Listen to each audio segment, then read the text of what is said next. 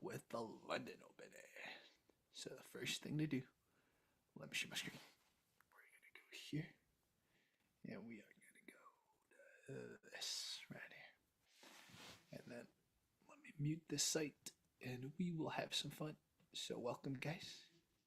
This is my London opening, and a lot of you know,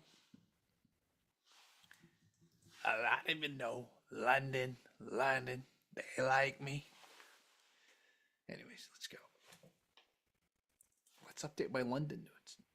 After d4, d5, if Let's you're see. not interested in learning all of the theory and complications after c4, the Queen's Gambit, you may decide to try out a d4 system. In these d4 systems, White usually has a very clear plan where to develop the pieces, so by following these plans, White can usually create a solid position and focus on reaching a playable middle game where understanding and experience will be more important than memorization. Today we're going to look at two popular d4 systems, the London and Colle systems. The key move in the London is playing bishop f4, developing the bishop to an active diagonal. Unlike the Queen's Gambit, where White places immediate pressure on black center with c4, White's idea is to reinforce the d4 pawn with e3 and c3. Yep. So, I mean, I know that, but back then, I just didn't know algebraic notation when I took these notes. So, just two steps. So this is d4. Bishop goes the same row. Bishop b4. Right, bishop b4. Oh, f4. Ooh, look at my rusty algebraic notation. Yeah.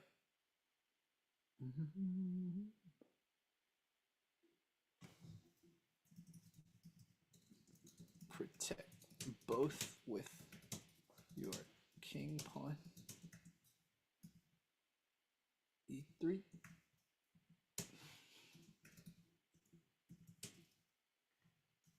Finish pawn.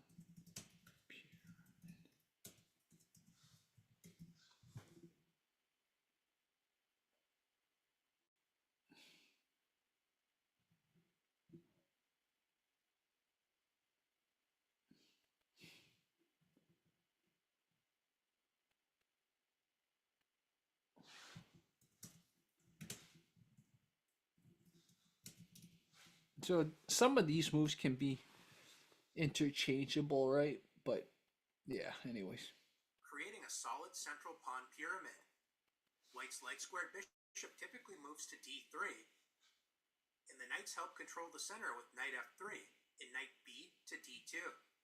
It's common for White to castle, followed by playing a move such as queen e2, preparing to open up the position with e4. Yeah, that's the center attack. That right there is the center attack right there. So that's interesting. So these notes I had with the center attack, the queen wasn't there. The queen was actually here. So you could do that, right? And look at the queen. So yeah.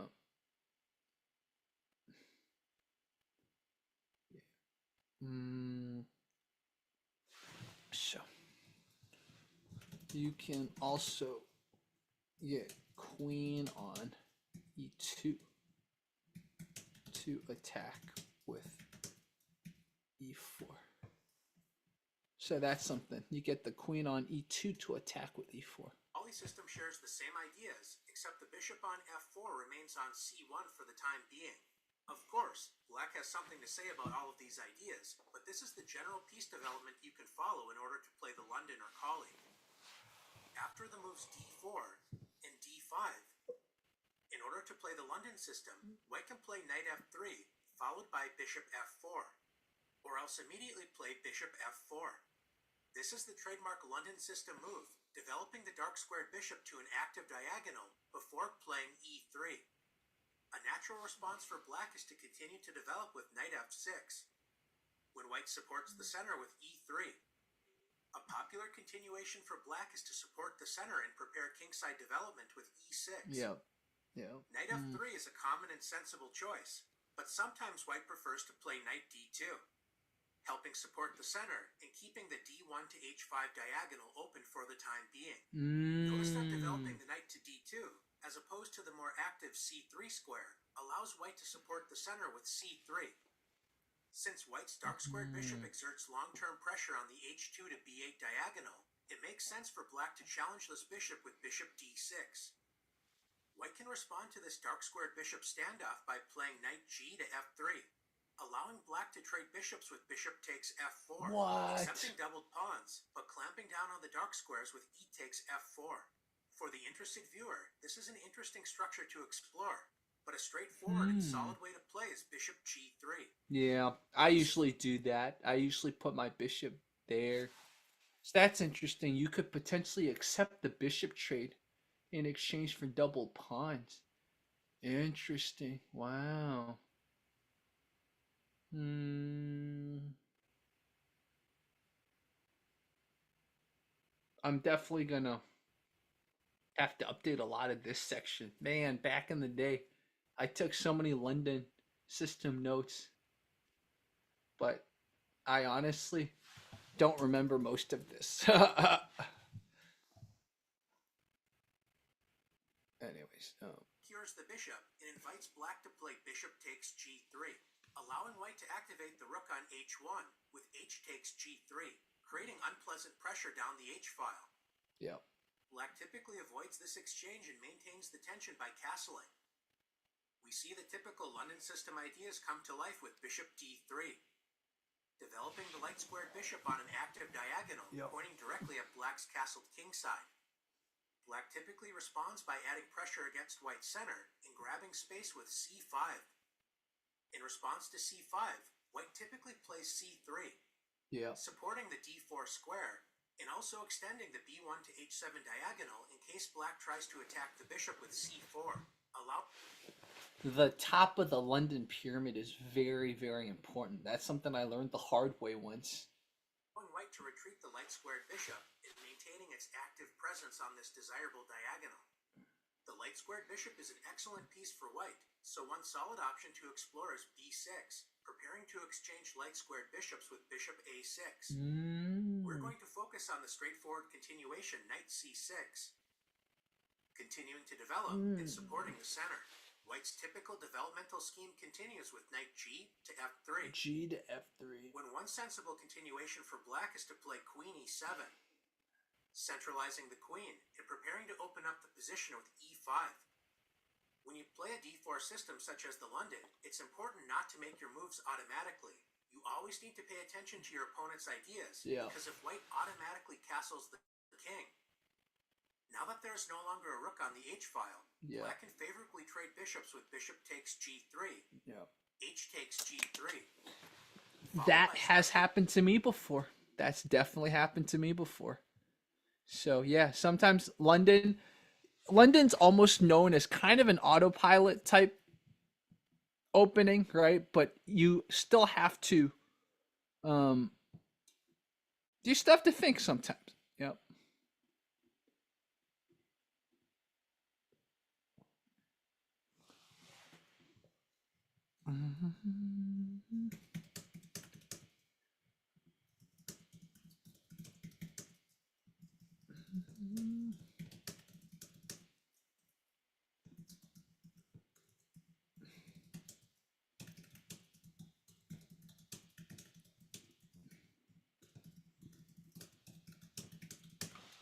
Yep, that's definitely happened before. G3. I love this so much. All right. Let me just update my settings real quickly here while we're at it. But let me know if you play London, guys. Let's see. Let me know what, some people play what's called the Jovable London. I haven't learned that yet. London opening chess. London opening notes. So, change this to gaming. Change to chess.com. And then we're here. And then I'll just check. A lot of times, unfortunately, when I'm studying, it doesn't get too many views, but it's okay. Let's see if anyone's there. Actually, let me add something real quickly. It's in my... Oh, sorry. Let me add something real quickly. If you want to play me, just add me on chess.com. The link is in the description. Okay, cool. As long as I pin this, then people will be able to see this. Anyways, guys, let's keep going. In the center with e5. Black grabs space in the center. It Ooh. also opens up the light-squared bishop. Black is able to safely play e. So this is how you grab space. I've basically never played anyone who's grabbed space like this. Maybe I played one person, but that's how you grab space. E5 right there. So C5 and E5.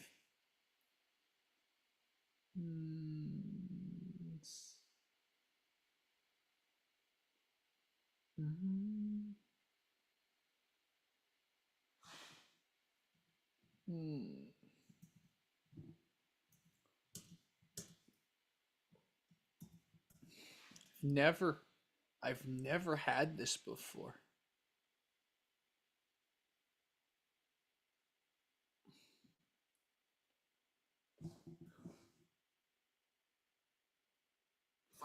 This usually suggests black should not experience any serious problems out of the opening, as is the case in this position. Instead of allowing the pawn break e5, white can play the thematic London system move, knight e5.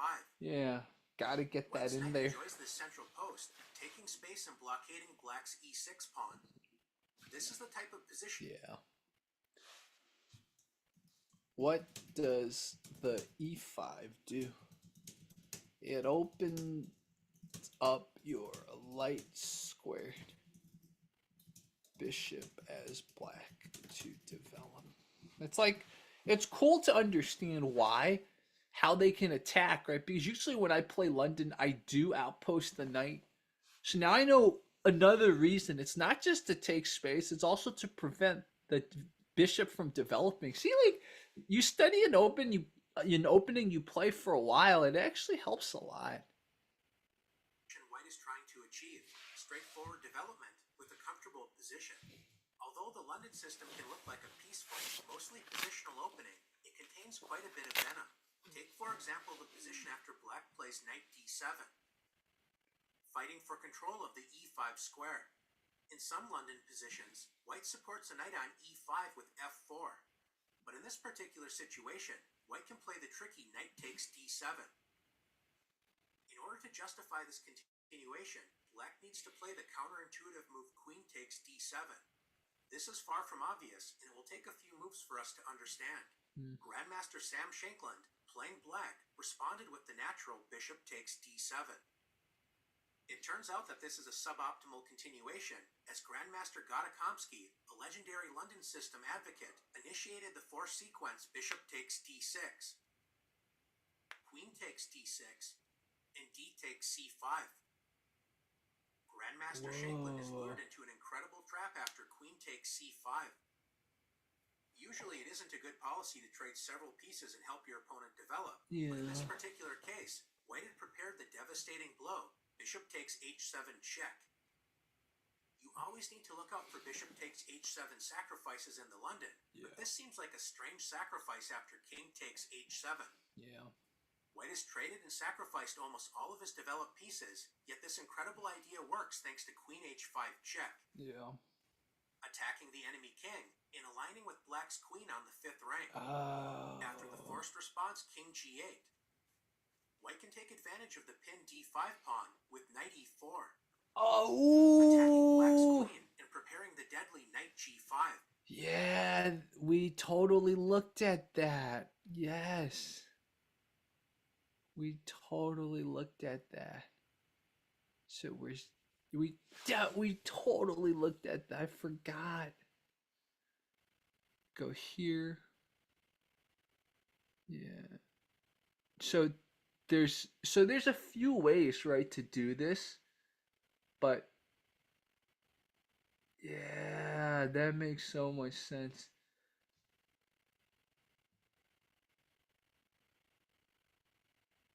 Potential pin.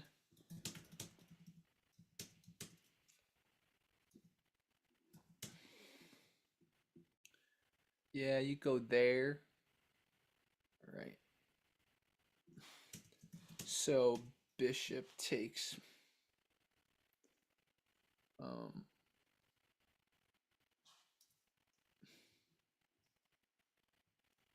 H7.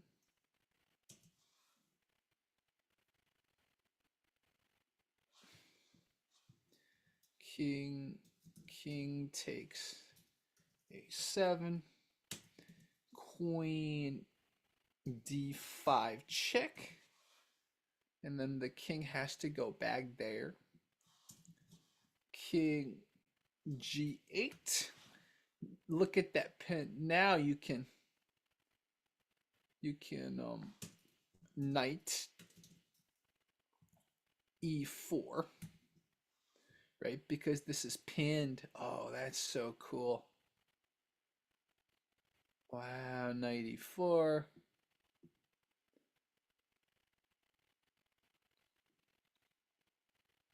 And then the king goes down here, the knight goes here.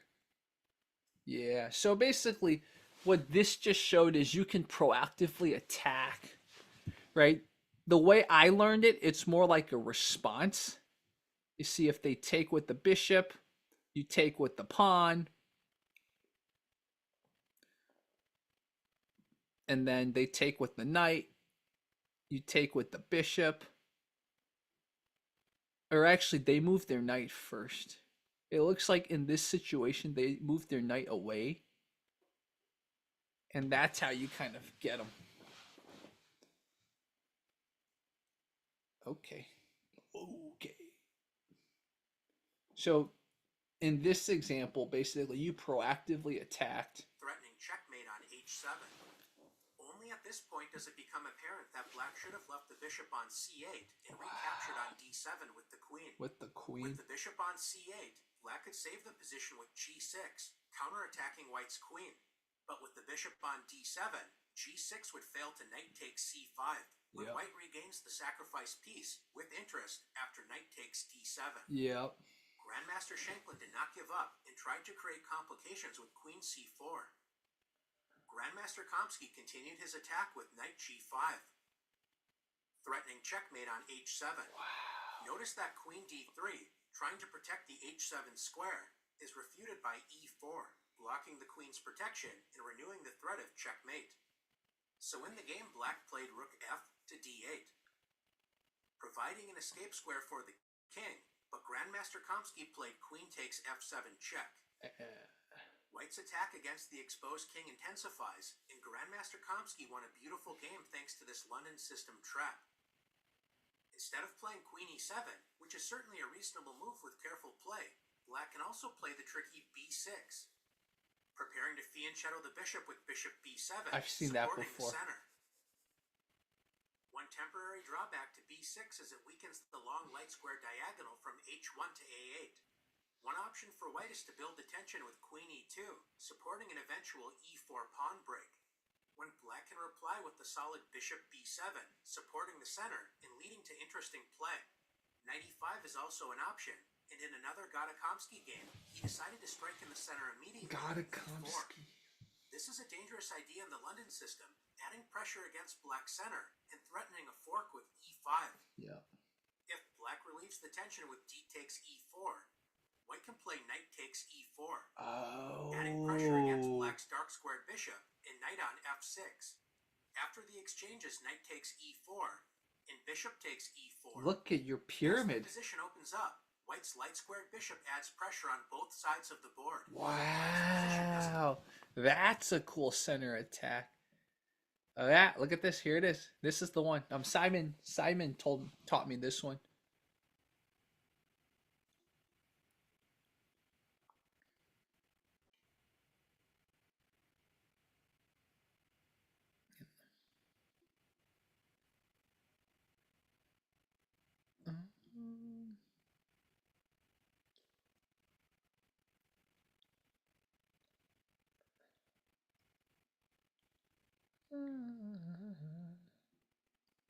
Oh, there's so many center attack variations, man. I love this. So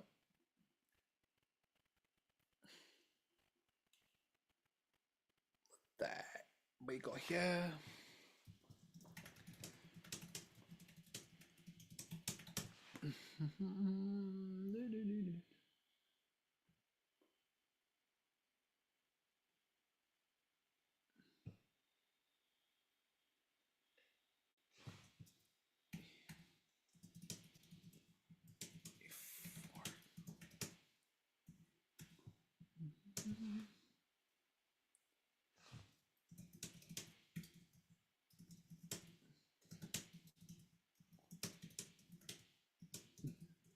Bishop.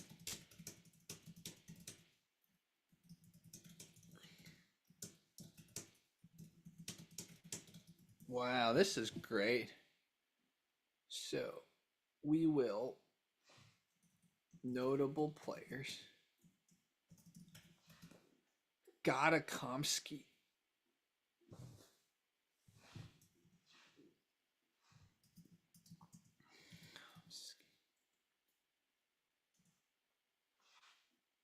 Gadakomsky. Gadakomsky.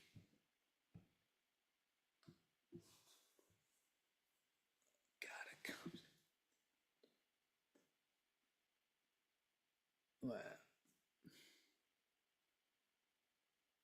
Found him. Found him.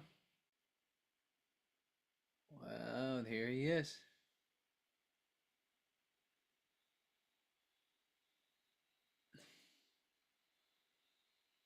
So this guy's a London player. Oh, he definitely is a London player.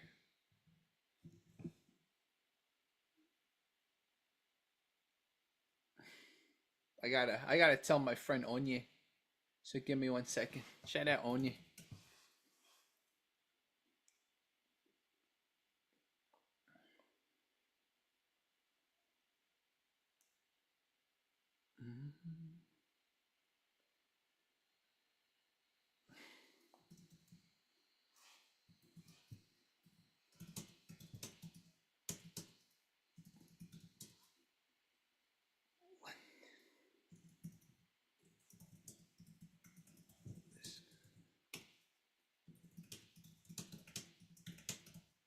Okay, cool. Let's go back to. Doesn't feel very comfortable. Instead of relieving the tension, his opponent, Grandmaster Hikaru Nakamura, played the resourceful Bishop e7. Although this retreat may look strange, it avoids the fork on e5 and refuses to open up the center for White's benefit. Komsky continued with e5, taking space, gaining a tempo against the knight, and also opening up the b1 to h7 diagonal for White's bishop, pointing directly at Black's castled king. Nakamura calmly responded with knight h5. Black adds pressure against White's dark-squared bishop, when Black will often capture it if White castles kingside. The bishop on e7 shows its value, prepared to capture a knight on g5 if White tries to invade Black's kingside. In the game, White decided to castle, and after some adventures, the game resulted in a draw. Grandmaster Nakamura, when playing this position as White, has tried the interesting move knight f1, preparing to centralize the knight with knight e3.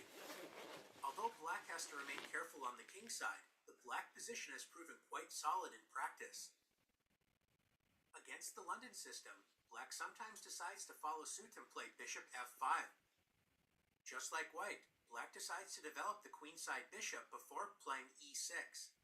Both sides can continue their plans with e3 and e6. So that's a mirrored. Look at that. When playing this position as White, Grandmaster Magnus Carlsen played the straightforward bishop d3, challenging Black's active light-squared bishop. His opponent, Grandmaster Anish Giri, traded light-squared bishops with bishop takes d3, queen takes d3. White I've done that before. Development and is threatening to win a pawn with queen b5 check. So Black decided to reinforce the center with c6. In exchange for allowing White a developmental advantage, Black is building a solid pawn structure that is not easy to break down. The game continued with the flexible knight d2. This knight can help support two potential pawn breaks, e4 or c4. Grandmaster Giri continued to develop and supported the center with knight f6.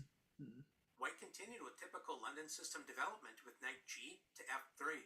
Wow. His opponent responded with the solid bishop e7.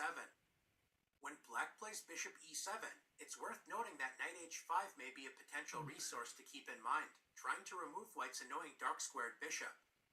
Notice that Grandmaster Carlsen ignores this possibility by simply castling. His point is if black plays knight h5 immediately, he can respond with bishop e5. That's exactly what I do. Placing pressure against the g7 pawn and preventing black's misplaced knight on h5 the chance to capture the dark-squared bishop for the time being. Yep, I've done Black that. should consider playing knight d7, although knight takes e5 allows the possibility of d takes e5 when black's knight on h5 doesn't have any safe squares, so it's at risk of being trapped. If black decides to play the impatient f6, black does succeed in eliminating white's dark-squared bishop, but it comes at a terrible price after bishop takes b8. Rook takes b8. Oh, look at By playing the that. weakening f6, this deprives the wayward knight on h5 a vital escape square, so white can trap the knight with g4. Winning a piece. Wow. Instead of Wow, that's pretty cool. So, this is you can turn it into a queen's gambit. Let's see. Mirrored bishop development.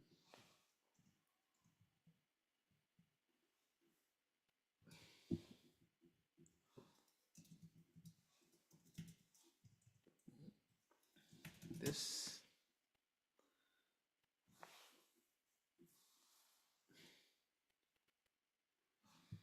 opening makes it so you have incentive to trade off your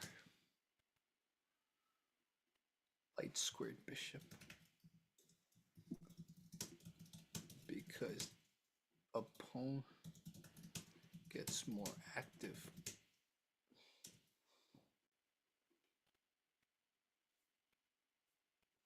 sooner since the pieces are mirrored.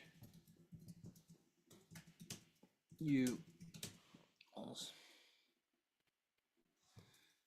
have unique diagonals with your dark squared bishop. So this mirror position is not too good. Black, wow. 5. Black wisely decided to castle the king. Although allowing knight h5 isn't the end of the world for white, especially as it can lead to trouble if black isn't careful, as we approach the middle game, London system players will often insert the move Magnus played, h3, extending the diagonal for the dark-squared bishop. So if black plays knight h5, white has the option to play bishop h2. The move h3 can also support a future kingside initiative with g4, although white should be careful not to play such an idea without carefully considering how it affects white's castled king. Yep. Carlsen's plan in the game was to grab space on the queen side with a4 and a5, as well as playing the typical London idea knight e5. Black, on the other hand, remains solid, and one idea is to play knight b to d7, supporting the center, as well as preparing play on the queen side with the pawn break c5, creating reasonable counterplay. In the game, Grandmaster Carlsen was able to positionally outplay his opponent and ended up winning a fine game. Instead of playing bishop f4 immediately, sometimes white decides to play knight f3. Playing bishop f4 on the second or third move in the London system can often transpose into one another, but one important difference to note is that after knight f6, bishop f4, instead of playing the solid e6, if black wants to challenge the London system directly, then an important resource is the ambitious c5.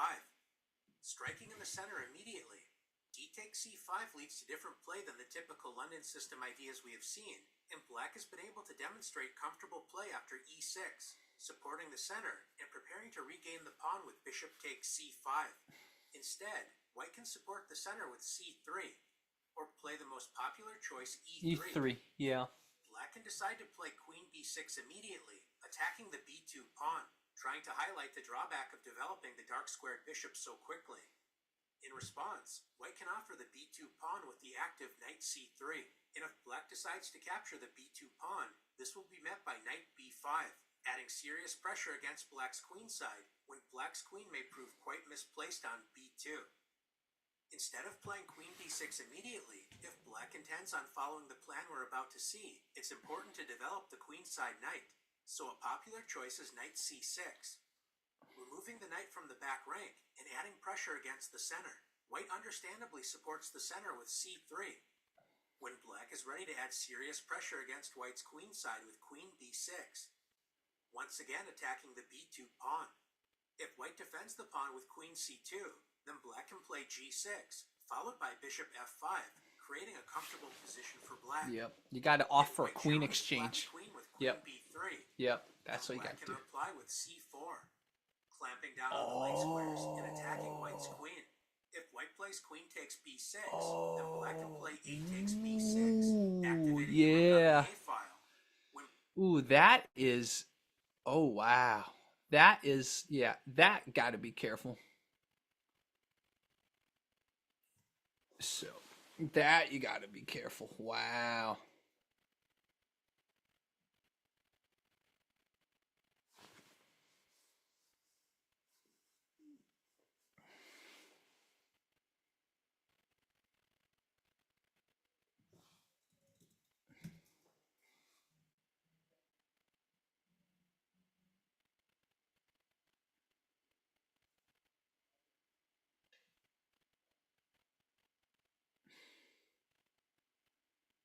This is kind of it. Right here.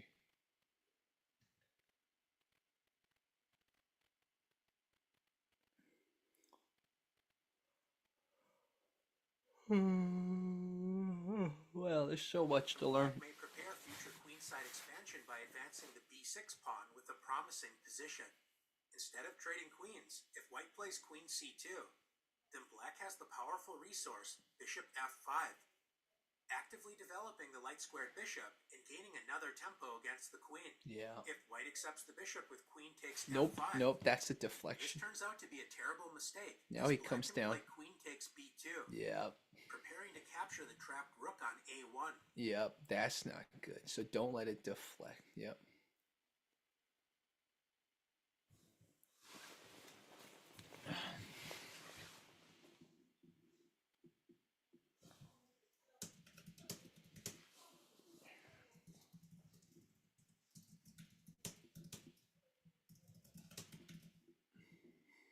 Yeah. Makes a lot of sense. Notice that developing the knight on c6 is very important for this idea to work. Yeah. Because if the knight were on its original square, this would allow queen c8, checkmate. Instead of capturing the bishop. Yep.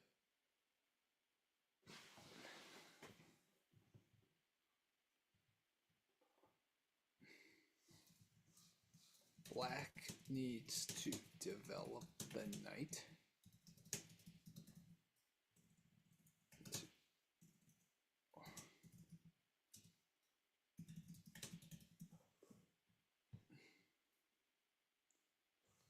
Also.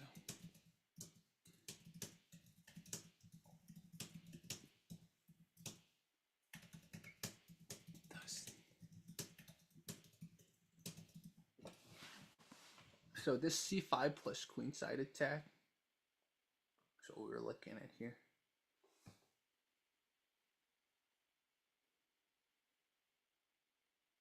How did this? It went here.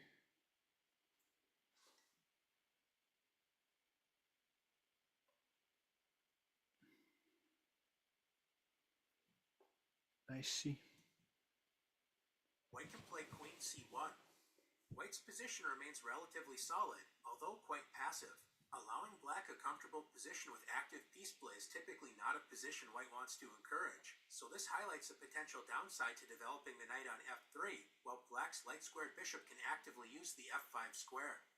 Instead of playing knight f3, after bishop f4, let's take a look at the same idea for black, but this time white will decide to delay developing the knight on g1. After the moves knight f6, e3, c5, c3, and knight c6. That's happened a lot in my games. games. The same sort of position we just examined, but white's knight on g1 is not developed. This allows white to play knight d2.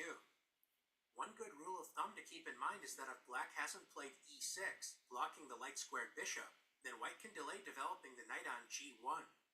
We can see the difference after queen b6, queen b3. If black tries the same plan with c4, queen c2, bishop f5 is no longer an option, as the rook on a1 is no longer trapped. c4 is a very committal decision by black, especially when white is able to strike in the center with e4, attacking d5, which may prove that the pawn on c4 is overextended. As we can see, there's more to the London system than meets the eye. Wow. There are many subtle move orders leading to interesting play for both sides. Wow, that is crazy.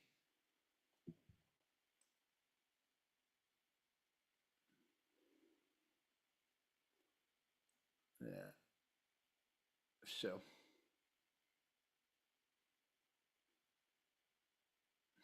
Yeah. So let us.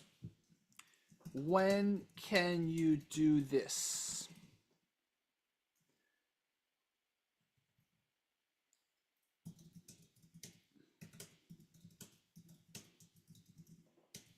If they. What the heck is this? Oh, what's up, man? Oh, cool. That sounds fun. Do you know which GM's channel it is? Anyway, let's go back to you.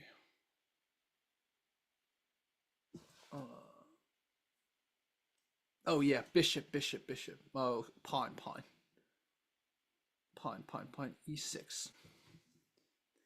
Don't E6. Too cold.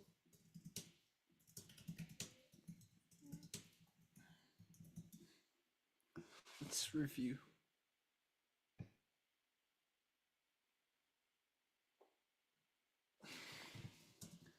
Then you can develop your B knight first so the rook is not trapped. That's the key. By now, this typical London system formation should be quite familiar. After the moves knight f6, e3, c5, c3, and knight c6, we've reached the same sort of position we just examined, but white's knight on g1 is not developed. This allows white to play knight d2. One good rule of thumb to keep in mind is that if black hasn't played e6, blocking the light-squared bishop, then white can delay developing the knight on g1. We can see... I messed that up.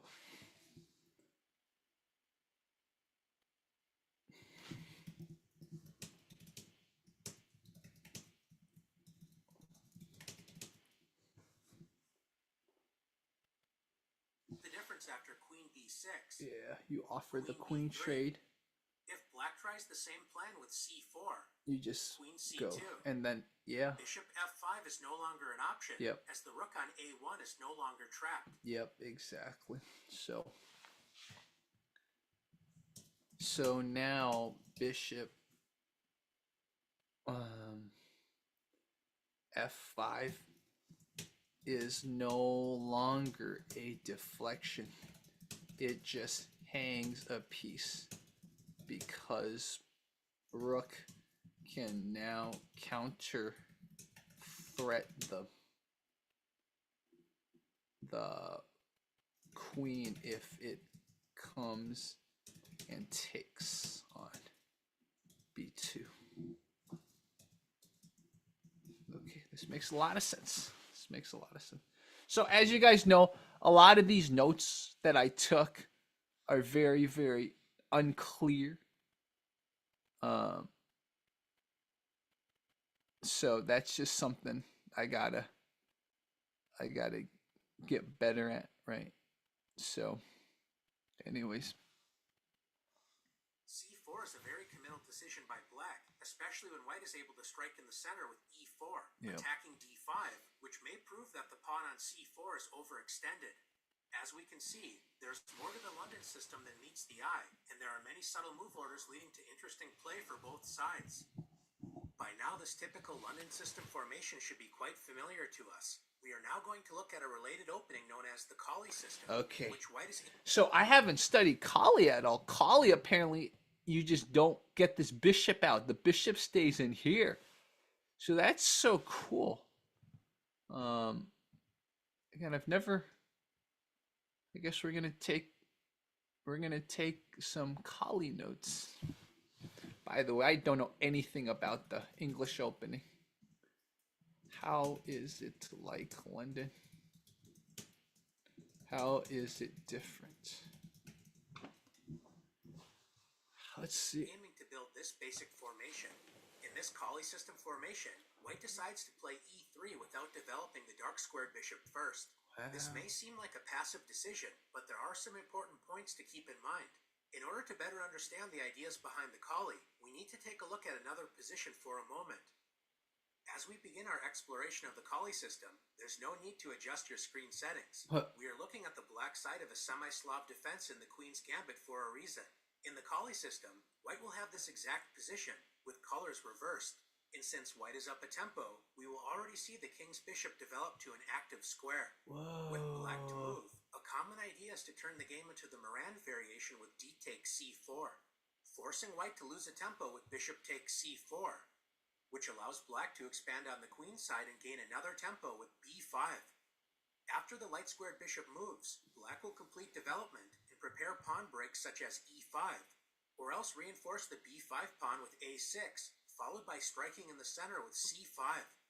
This is considered one of black's most active and reliable ways to respond to the queen's gambit, and playing this strategy up a tempo will be one of the core ideas behind playing the Colle system as white. We reach the Colle system with e3. Black can respond with the solid e6, supporting the center and preparing kingside development. White activates the light squared bishop with bishop d3, when after black strikes in the center with c5. White does not want to allow black to play c4, forcing white's bishop to retreat from its excellent diagonal.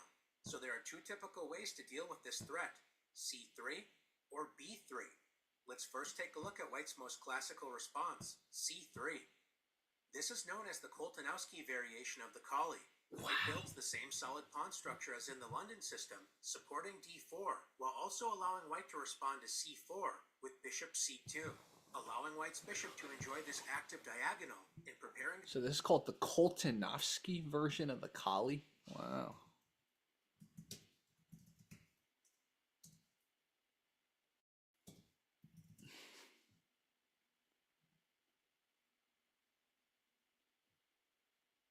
They don't even have it on here.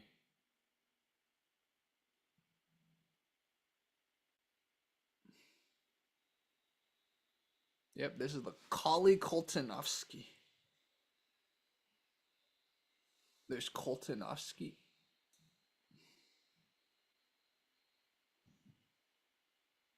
So I guess Colle's...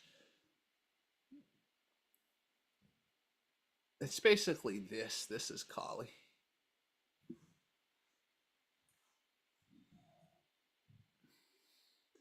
I guess you could consider Colle like flexible London.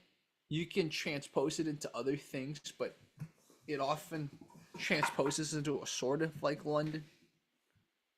So the Koltanowski is the... This is Koltanowski.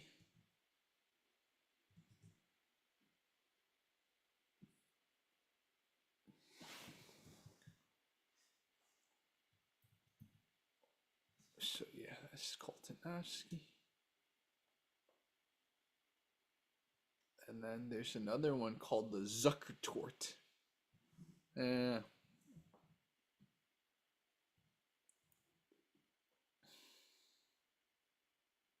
We got to think about this. It's called Zuckertort. Like Zuckerberg by Zuckertort. Zuckertort. How? The question is, this is the central square. see.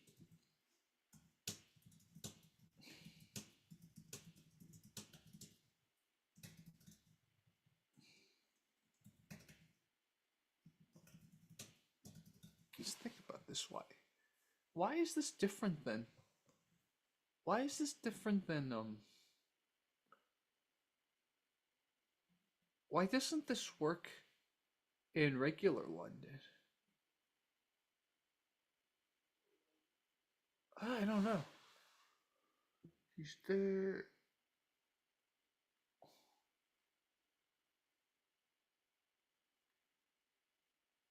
No, I don't know. I gotta think about this. Why don't I've had it happen to me in London before where they attack like this, but Strike in I the don't know. center I don't with know how I knight dealt with it. E2, followed by E4. Instead of playing C4, black usually continues to develop actively with knight C6, adding more pressure against the center. White continues in typical Colle system fashion with knight B to D2, centralizing the knight and supporting the center. Black sometimes plays the safe and solid bishop E7, but a more ambitious approach is bishop D6, developing the bishop to a more active diagonal. After both sides castle, White has created a position that is commonly played by black in the semi-Slav defense against the queen's gambit. White can decide to immediately play d takes c5. White does give up some control over the center by exchanging a center pawn for the flank pawn on c. It transposes into a. This is what we were saying earlier.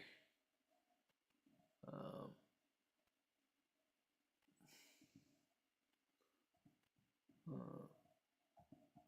is it? My notes need better. My note. Oh, here.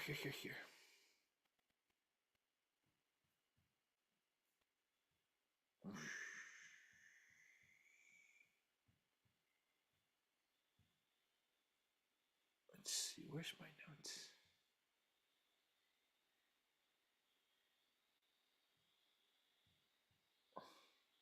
You know what? I don't remember. That might have been another section. You can tell when I think I'm at the final extent of what I can learn, right? So it's like after I learn this, that's it. But anyways, let's finish this. c5, but this forces black to spend another tempo on the dark squared bishop with bishop takes c5. Now that there isn't a d4 pawn to support, white can play the pawn break e4, or else white can grab space on the queen's side and gain another tempo against the dark squared bishop with b4, when black can decide to return the bishop to the active d6 square. Wow. Instead of playing e4, preparing to develop the dark squared bishop on the c1 to h6 diagonal once the knight on d2 moves out of the way. Another option to bring the bishop into the game is with bishop b2. If black does not act quickly, white may consider playing a3, reinforcing the b4 pawn, and then striking in the center with c4, opening up the long dark square diagonal for the bishop. This means that black can decide to play actively with e5, taking space in the center, threatening a fork with e4. This is a good opportunity for white to counter-strike in the center with e4.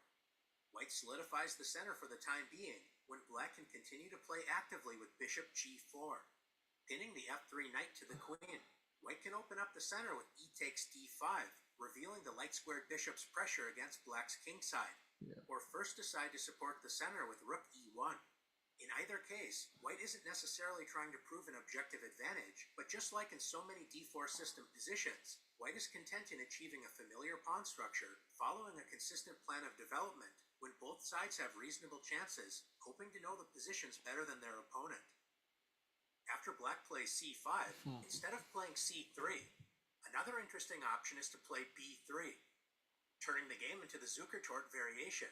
White is now prepared to play bishop b2, activating the bishop on the long diagonal, and in some cases, the move b3 helps prepare a future c4. Yeah, I saw that. Black's center.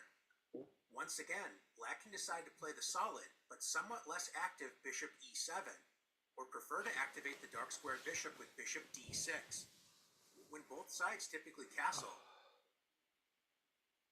And white activates the dark squared bishop with bishop b2. supporting the center from the long diagonal, which may also encourage a future knight e5. After black continues with knight c6, activating the knight and supporting the center, white is able to continue development with knight b to d2. Notice that white isn't too worried about the disruptive knight b4, at least for the time being, as white can play bishop e2. Although the e2 square isn't where white prefers to place the light-squared bishop, this is only temporary as white can then regain time by kicking the knight with a3, followed by returning to the more active diagonal with bishop d3 at a later point. In one Grandmaster encounter, former world champion Vishwanathan Anand played c takes d4, preparing possible counterplay on the c-file in the future, while also fixing a white pawn on d4 after e takes d4. Grandmaster Anand then played the crafty b6, possibly preparing knight b4 when bishop a6, offering an exchange of light-squared bishops, becomes a possibility, trying to neutralize a dangerous attacking piece for white. Yeah. His opponent, Grandmaster Lazaro Brusson, had no interest in allowing this option, so he played the prophylactic a3, preventing knight b4. Anand developed the light-squared bishop with bishop b7. Although black's position is quite solid, the Zukertort variation is not without bite, as white can play the active knight e5, taking space and opening up the similar possibility to of a London. future f4. But you have to reinforce it this way, right? Whereas in traditional London, that dark squared bishop helps the outpost. So this outpost is a little weak. Yeah, because he can take. And I guess you go here to kick him out, but he can just take. Yeah, I don't know if I don't like that outpost. In preparing a potential kingside pawn storm, black responded with the sensible queen c7. What? Developing the queen and adding more pressure against the knight on e5. You don't want to just get rid of it now? Because now you give him opportunity to add defenders. A popular response is f4, reinforcing the centralized knight. But Grandmaster Brusson decided to first play queen e2, protecting the knight and centralizing the queen. His opponent responded with knight e7.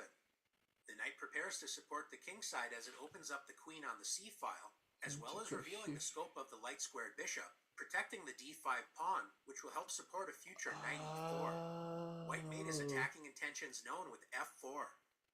When after b5, grabbing space and preparing to soften white's queenside dark squares with b4, as a consequence of playing f4, Grandmaster Brusson played the thematic rook lift, rook f3.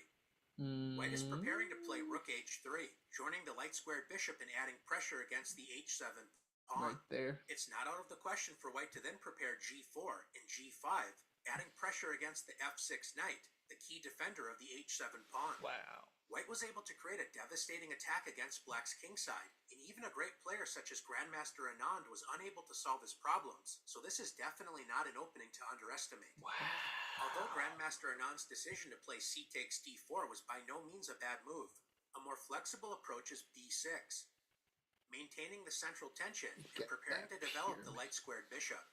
Once again, Grandmaster Brusson decided to discourage knight b4 by playing a3. When his opponent, legendary Dutch Grandmaster Jan Timman, played bishop b7, continuing to develop and preparing to use this piece to help support the center. White continued with the same attacking plan as in the Anand game with the thematic knight e5. Just like in the Anand game, black played knight e7, revealing the light-squared bishop support of the d5 pawn, adding an additional protector to the e4 square. By moving the knight to e7, this prevents white from trading knights with knight takes c6 once black plays f6. Brusson continued with the typical f4. Unlike the Anand game, black is able to play a quick knight e4, grabbing space, blocking white's active bishop on d3, and also adding pressure against the knight on d2. After queen e2, Grandmaster Timman evicted the knight from its active post with f6. When after the knight retreated to safety with knight e to f3, black developed a rook and increased pressure down the c-file with rook c8. White decided to shift gears from a kingside attack and added pressure against black's center with c4.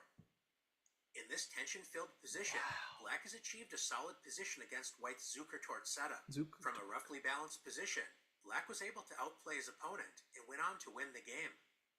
Delaying the development of the light-squared bishop and playing e6 is a solid and reliable choice for Black, but it's also possible to develop the light-squared bishop first with bishop f5. White needs to be ready to challenge Black's center with c4. This is also White's most active response if Black decided to play bishop g4 instead of bishop f5.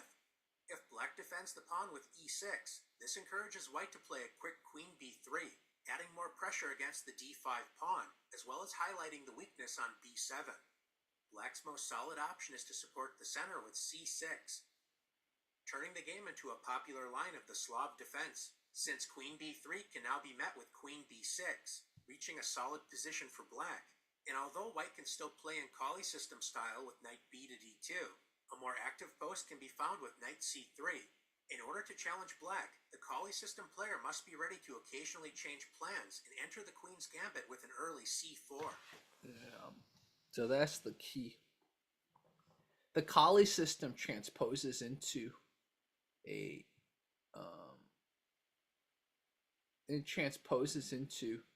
queen's gambit.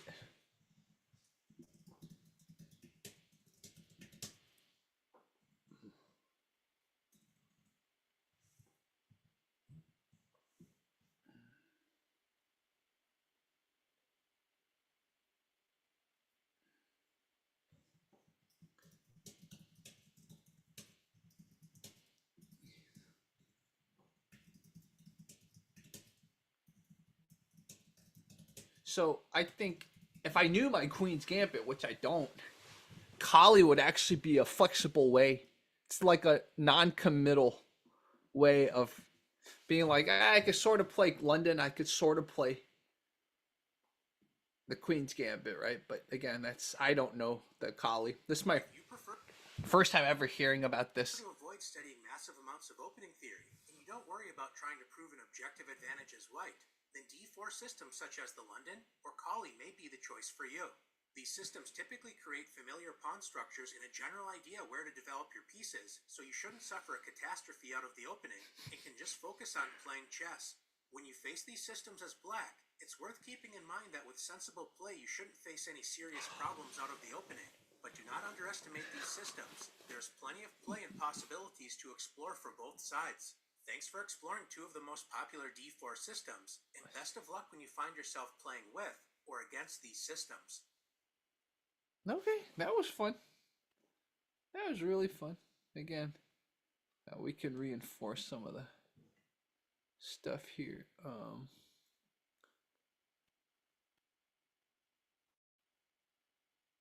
Yeah, you give IC. So as a con, you basically give Black the initiative, I guess is the way. Yeah, that makes sense. Yeah. Okay. So this is a London, right? The way you can tell that it's a London is that the bishop is on this side, right? So to c5. This is that tactic. This is that tactic. We go here and that. So notice once the queen's here, then we go here, right? Because we gotta think about the queen's here. So let's get this here. And then we go here. So, oh, not yet.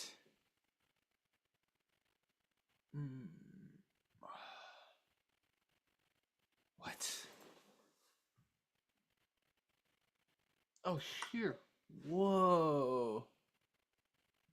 What the heck? You lure him here. Whoa, that was crazy. And now you... So that's where the deflection comes from. That makes sense. And notice, again, this is a pin, right? So you can develop. And now look at that. That's crazy. And then if he goes here, you go here. So that's something to keep in mind.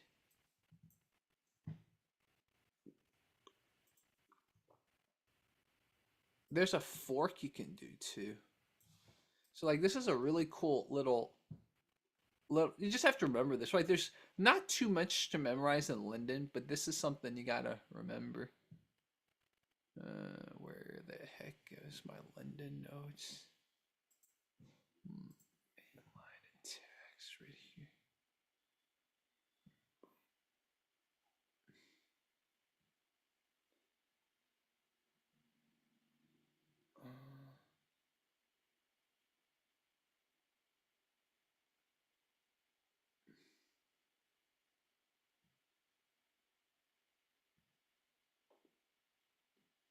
Go there. So,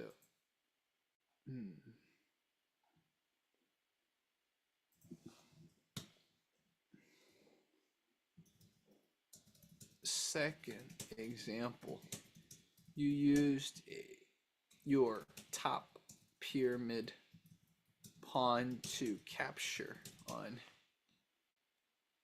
right here c5 to deflect queen to c5. Then your trap is set. Boom, boom, boom.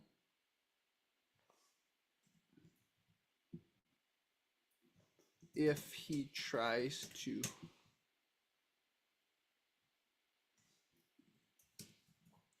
protect the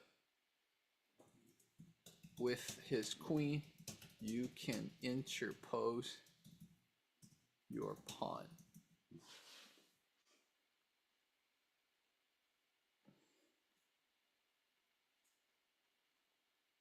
So here,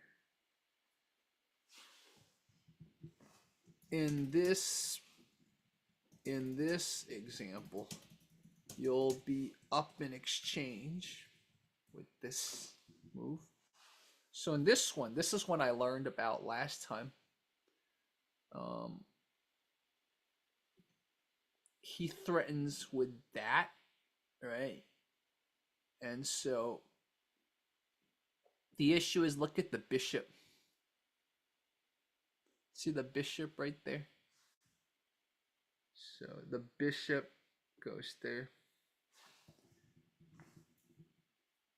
After you guys exchange queens, you then capture the bishop that's lined in your knight's path. So then right there, right? And then you can go there. Yeah, so yeah.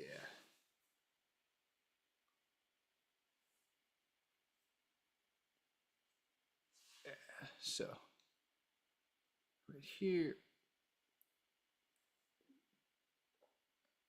So the key is, oh shoot, I just made the mistake. Capture with the queen.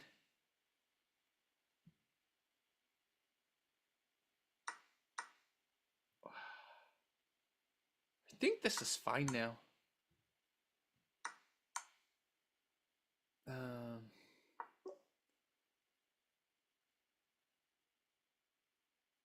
Let's see, right here, because I have the bishop, notice the bishop's not here, right? Yep. That's the key.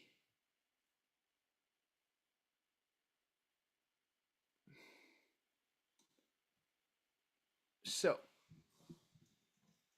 to avoid all these shenanigans, you have to capture with the queen and leave the bishop on the back rank, which is counterintuitive because you're always taught to connect the rooks in the opening. That makes a lot of sense. God, there's always an exception. Here.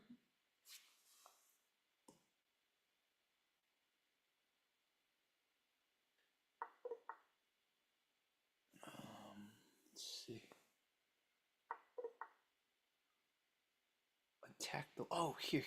Yeah. Yeah, here it would be an even exchange.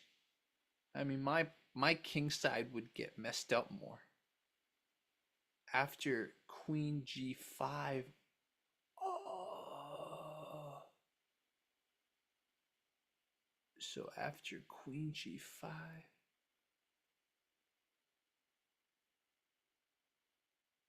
So all he's got is a perpetual check. Wow. 1, 2, 4.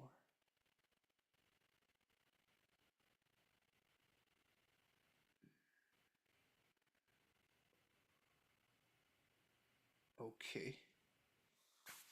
How should white win material here? You go here, right there. Look at that. So this is another one. Uh,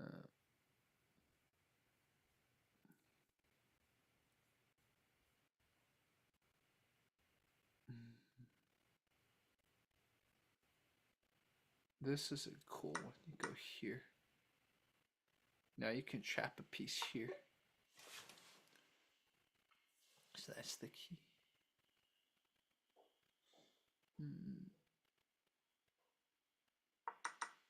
Right.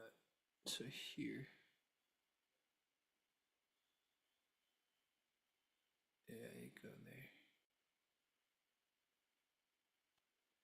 Central attack. Yeah.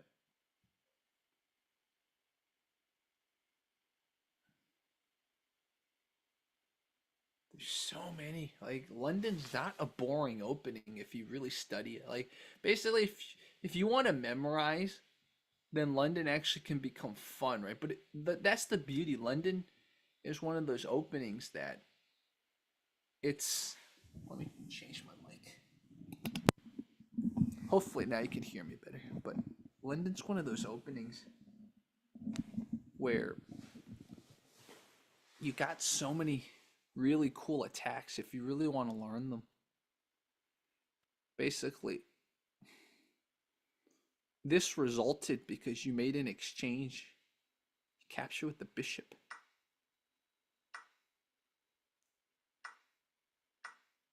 So, bam. How can black develop with a useful threat? Uh, uh, uh, let's see. Let's see. You got the... Nope.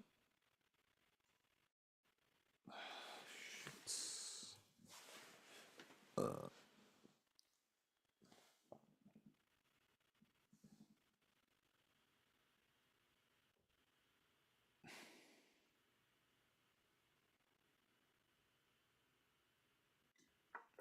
that's what I would have done. But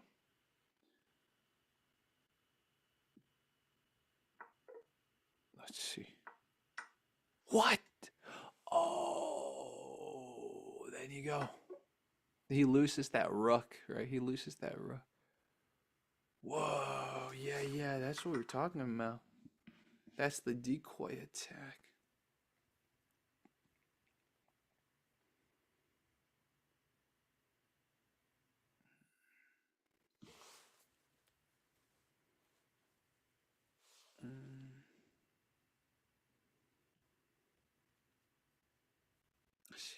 There it is. This is it. This is what we're talking about.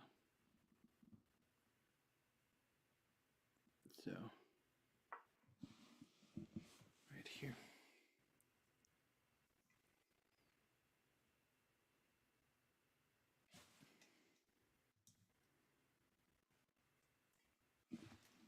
If you take, you lose a pawn and a rook. God, it's just like these visual patterns. Eventually, you kind of just remember, but not now.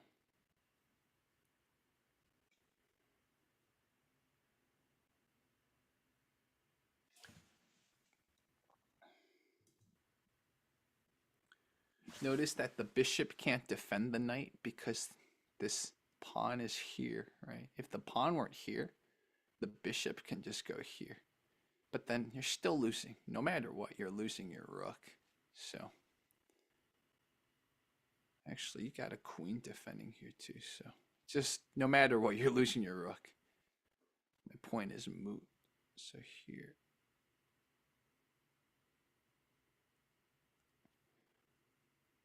This position, let's see.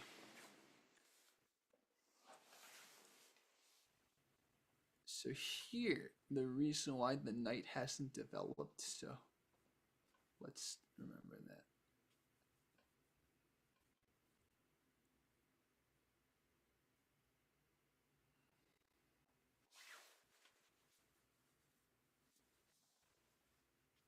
Here.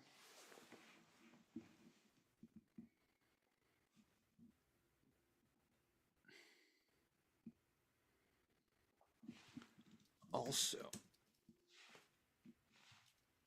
you might even have a potential checkmate. Check this shit.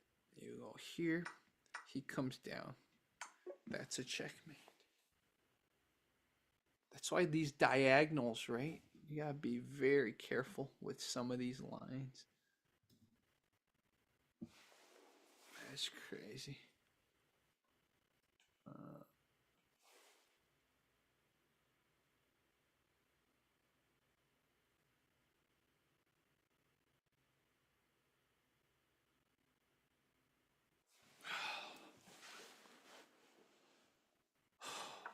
Nope, nope.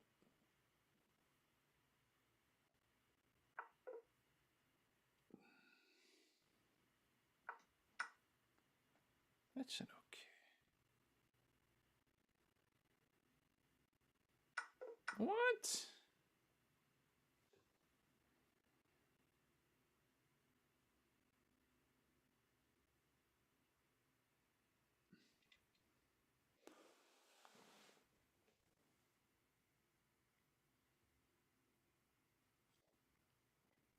Here? And I guess if he goes here, you can move there. Or actually, you go here.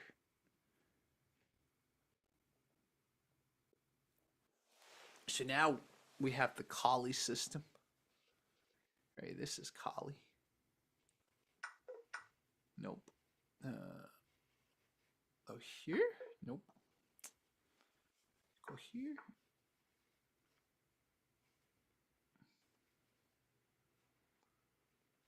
Right here. Oh, look at that. Okay, so that's kind of an interesting opening trap. So he definitely doesn't want to go there. You want to go back. Yeah. So here, you definitely don't want to. You want to be very careful lining up with a piece like this, right? So going there's basically the same. So it's hard. You don't want to always move back, right? But in this case, you don't have anywhere else. I mean, I guess you could go. No, you can't, because take, take, take. He'd win out. So yeah, you would want to go back.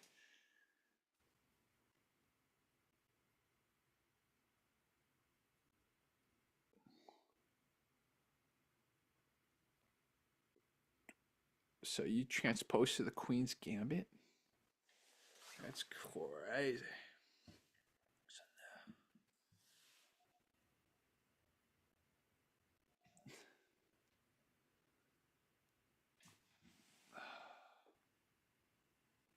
So again, Colle system is a little bit up my alley. Like this. But I guess it's flexible, right? I can ask some of my chess pals. Yeah. Let me check your live stream real quick. Chessbra. Oh, interesting. Chessbra. So Chessbra. Doesn't Chessbra rage all the time? You blenders.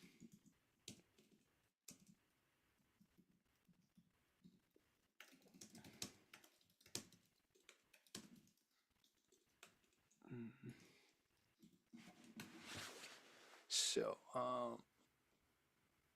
let's go to the next lesson. So this is one of those.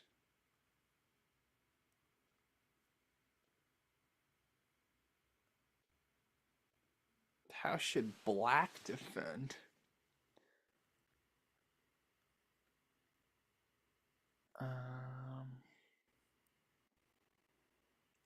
I guess you would go here, right? Nope. How would you defend this? Because he's going here.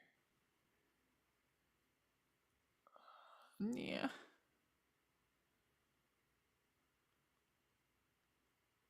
What can you do? Here? No. How do you defend C7? What am I missing? Let's think about this. What am I missing? What am I missing? Oh, here. Yeah, there. Whoa, okay.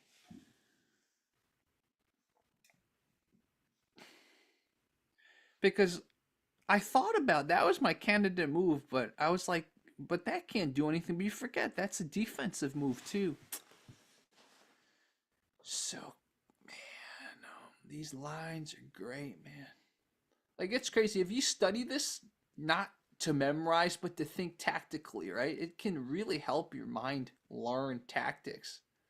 Because sometimes it's hard to just keep drilling tactics. You start getting frustrated because you start thinking you don't know anything. So, queen side attack. Let's see. Here. So here, right here. Come on. Let's see. So that's a c5. Yeah, right here. Notice the knight on d5 that came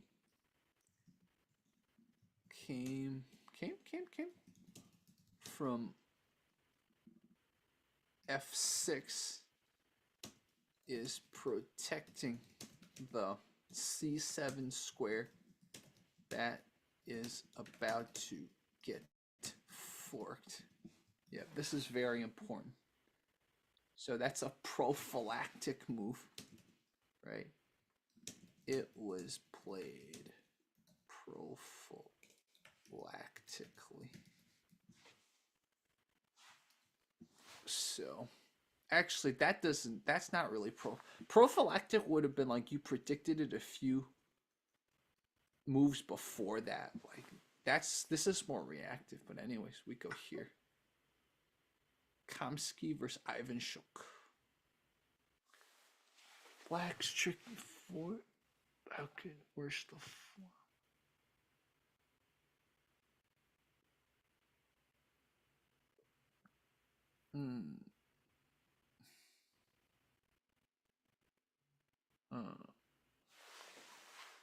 Guess here?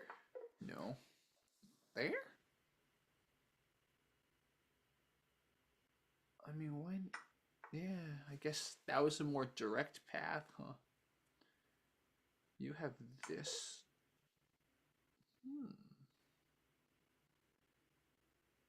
Let's see. That's why I got it. Yeah, because that's mate. Yeah, that's mate. Whoa, so this little fork doesn't work. Wow. Having this, right? This barrage is really powerful, man. Wow, that is cool. How should white centralize a piece before starting an attack? I mean, pretty easy, right? Join in the attack.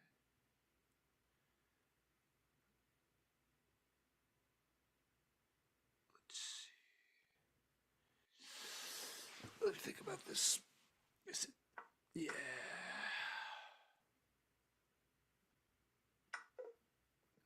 Take with this. Take with the pawn. I usually, when I first started playing London, I would always take this way, but it's okay. So you basically you rook lift this way.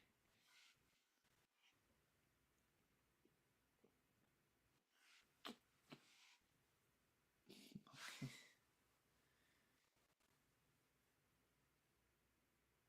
Now you go here. You go here. You go here. Not yet. I think you want to go here first.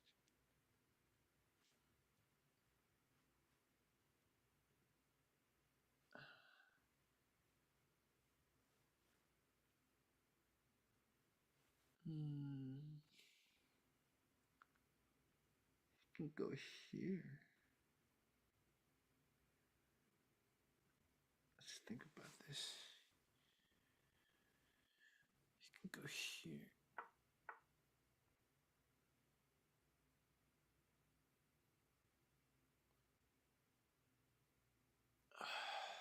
Let's think about this. What we doing?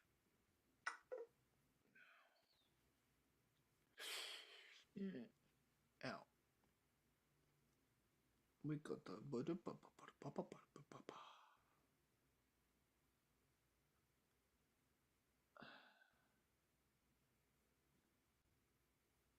F7 pawn.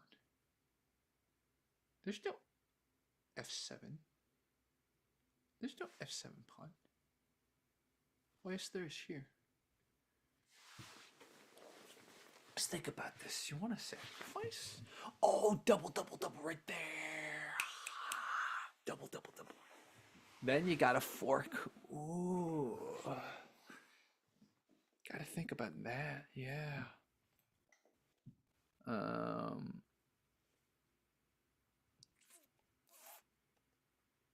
Let's see. This is still the London.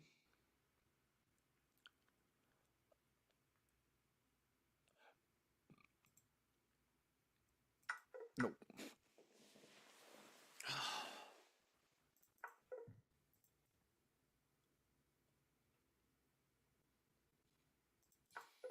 Okay, let's see. Sacrifice your bishop.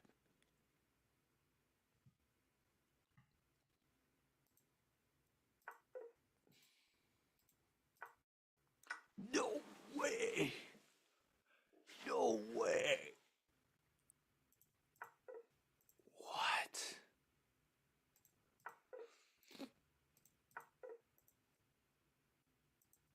Okay, what is going? What the?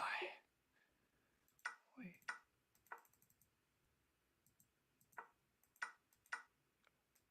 What the?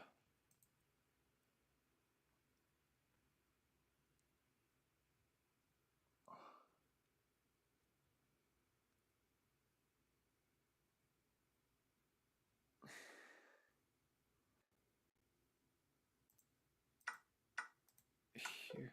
Nope, not yet. Go here first. Nope, I just hung my. It's like it's so hard to figure. Like this is the disconnect when you learn, because you really. It takes a while to because you're still thinking about the opening you're just learning, and it's trying to tell you to figure out all these tactics.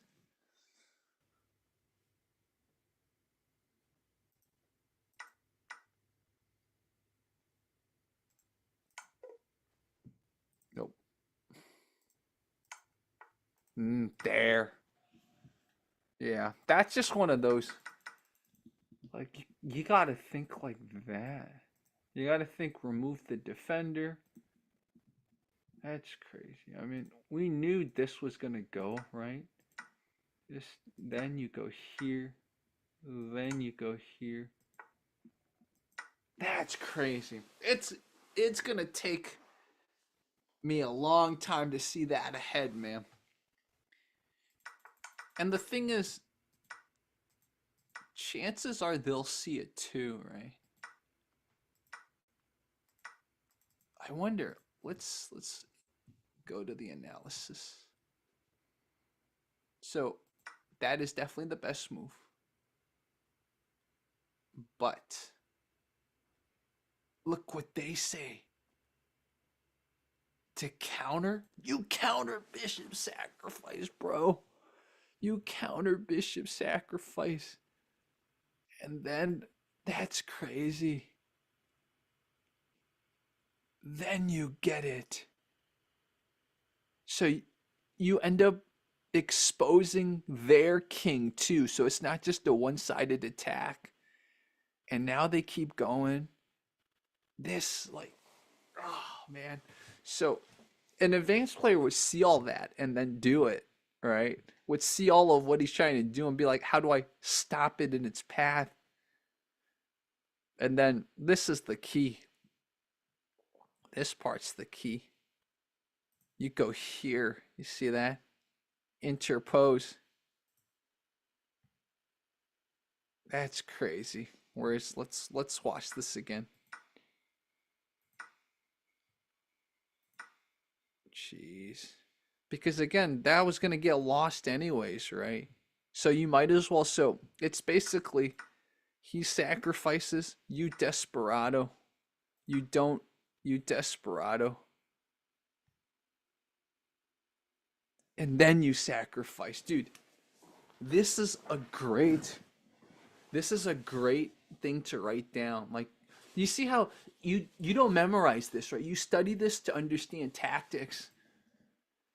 This is great. I'm gonna write this down. Like, this is a perfect desperado move.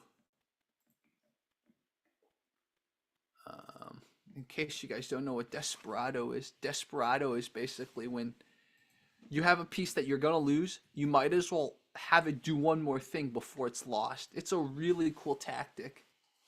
So you want a desperado. So desperado. Desperado.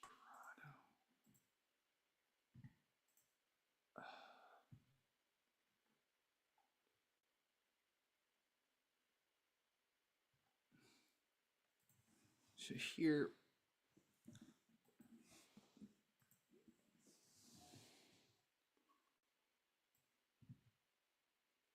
right here.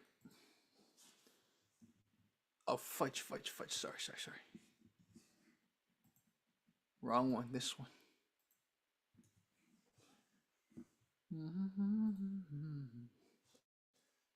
White just sacrificed the bishop to open up the black king side. Notice the bishop also under threat by the knight.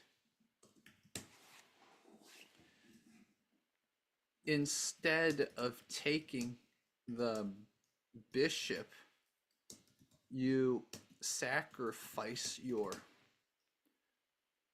dark squared bishop, which is going to be captured next move anyways by going bh2. B takes h2. You capture a pawn and force the white king to move. So now you are what is he up in exchange? Let's see. 1, 2. You in a much more even exchange. You are much more even after the dust settles. Yeah, I need to have more desperado moves like this. I've done a few good desperado moves in my short chess career, but this one is brilliant. Wow. This is crazy. Wow. Let's see. So let me share this with my little group. Wow.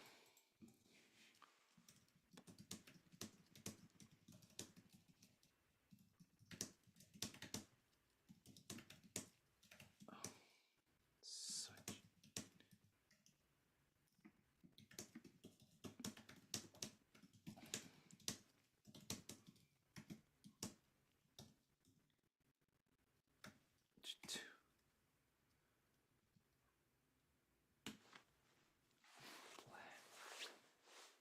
All right. So now, okay. How should White unleash a powerful attack right out of the opening? This is the Colle system. You see this? Colle.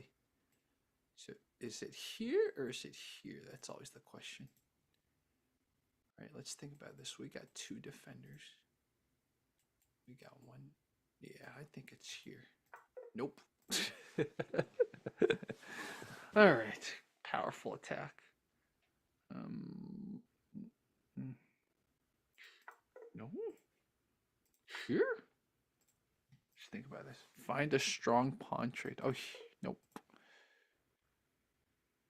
See, like that's not a good. You should have multiple hints. Like if you can't find a hint, they should give you another hint. Like this is the one thing that chess.com can do better.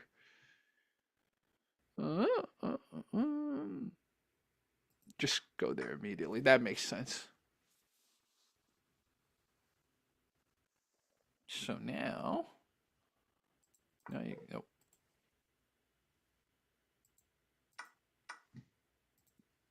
That's crazy. Look at that. Whoa. Nope, that's passive. Yep.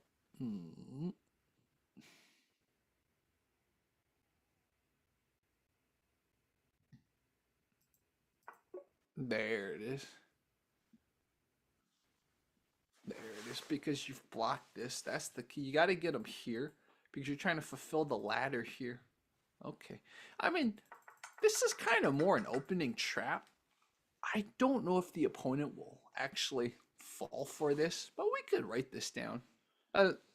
This is, you can get someone once with this, basically. For anyone that knows anything about opening traps, like you'll get them once. Like I've even gotten high-level players with opening traps, but there's no way I'm going to get them twice. So it could work. Like if you're playing online, right?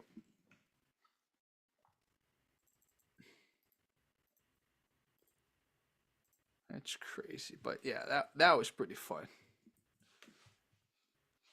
This is... So let's look at this again. So again, so c5 in this case is very dangerous for black.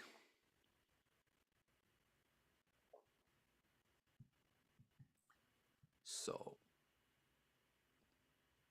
actually, let me just, I don't even want a screenshot. I just want to record it down. Practice my algebraic notation. How'd that happen? What the fuck? How'd that happen? There. Here. So you have D takes C5, followed by, I guess it doesn't matter, huh? It doesn't matter if it's queen or bishop. You're still getting messed up. Bishop takes C5. Then you do bishop takes F6. G takes F6. Then you sack. Bishop takes H7.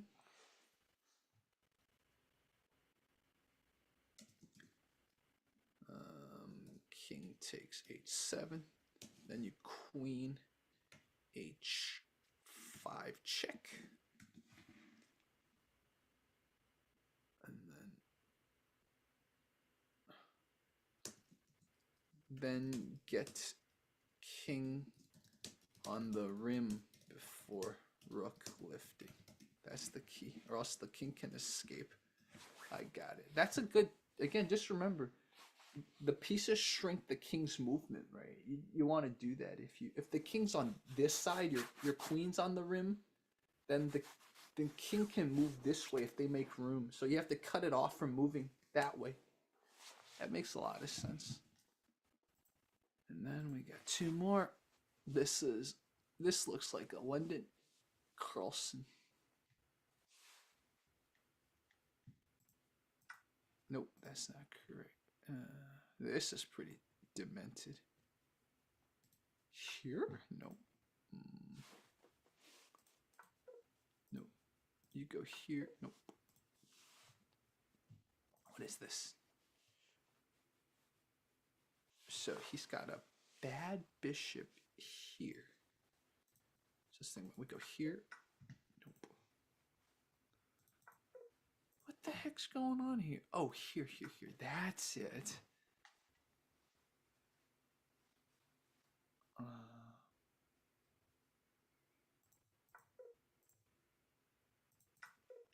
Then it's this one. Yeah, I mean, you're helping him develop. Oh, but his knight can't go anywhere yet. Here. Nope.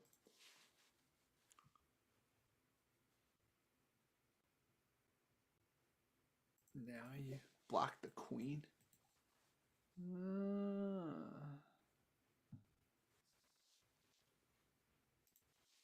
Whoa.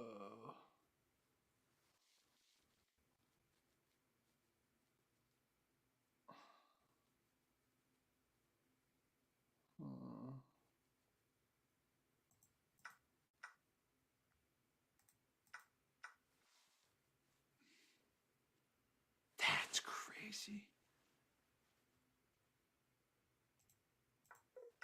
That's not enough. Whoa. Whoa. Whoa.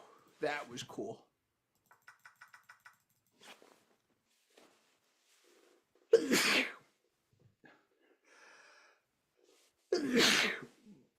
Wow. It's right here. Right here. That was crazy. You wanted the rook to get there. So.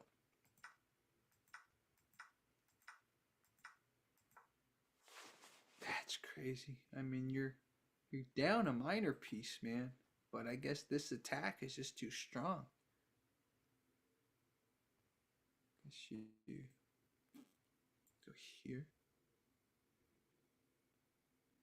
I think you can Arabian made him, huh? Let's see.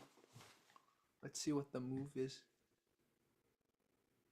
So 1, 2, 3, 4, 5, 6, 7.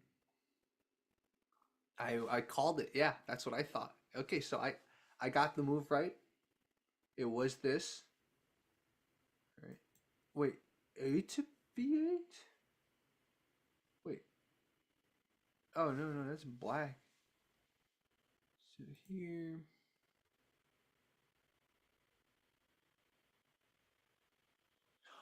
Oh, whoa. You pin him instead. You go here.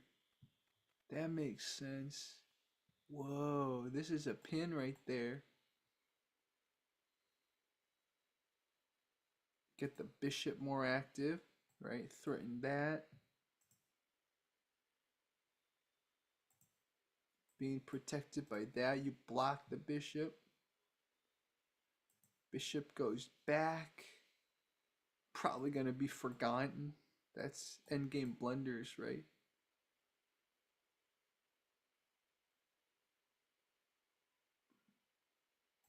Here.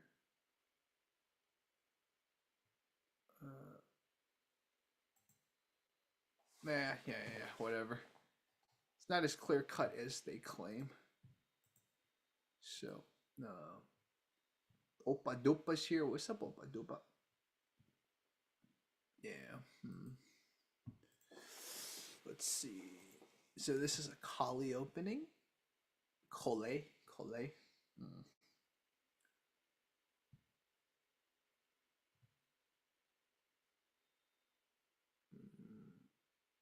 Colle. That's okay. Let's see. Castle first. I guess there is a little bit of flexibility with this, right? Notice that. So we go here.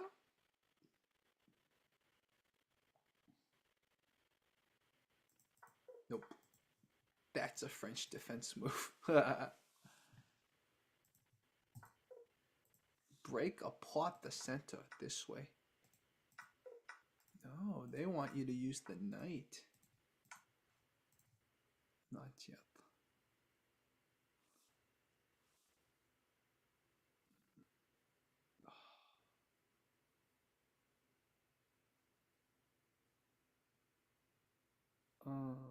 Here. They want you to do this.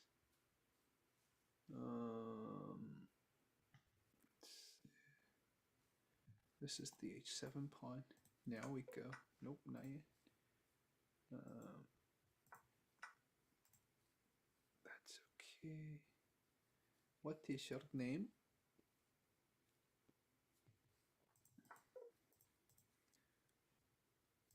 Here? He could have just done a discovered attack. Oh, no, he can't. There, it would always... Oh, look at that.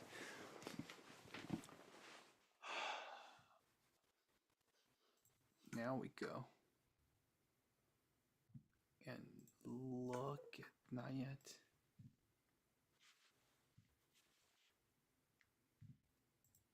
Here. No. What am I doing wrong? What am I doing wrong? H7, H7.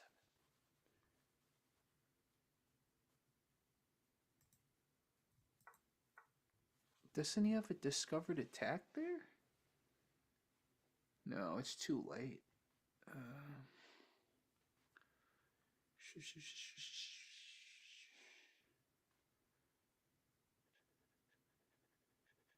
Here. You go now. Okay, here's the question now. Do you?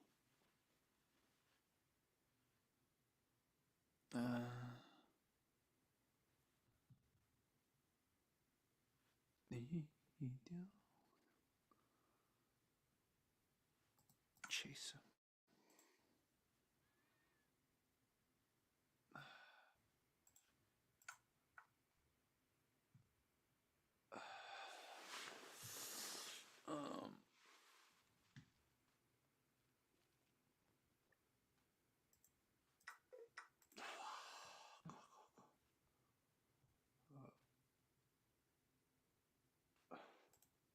No way, yeah. Clear G6 for your king.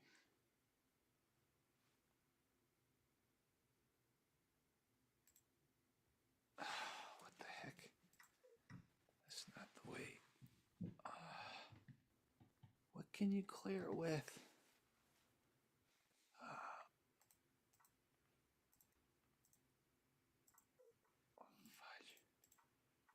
Oh, I didn't even think about that. To give it this, mate.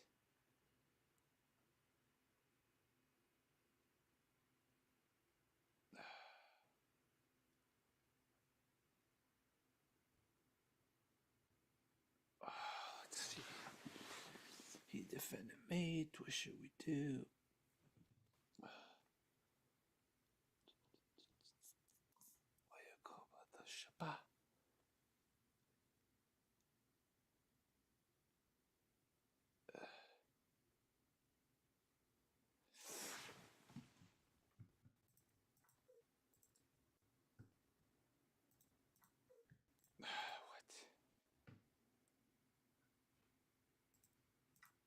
No way.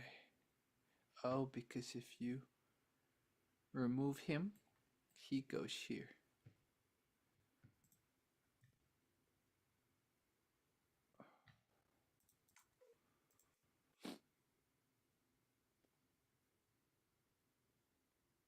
Come on.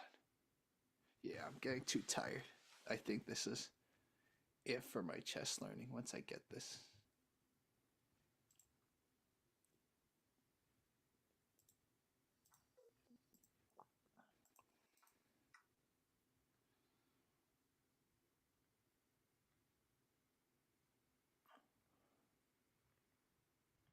Right here. Yep.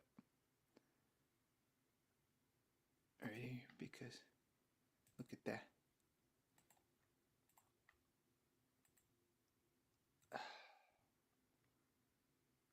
Ah, wow.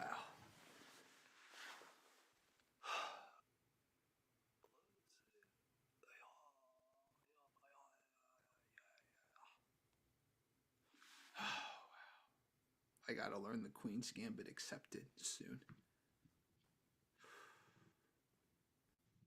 Well, there were some things I learned, but unfortunately, you gotta think about it a lot more, right? That's just part of life. But this desperado tactic was really cool. Wow. Yeah, sure, sure. We can play quick one. Super.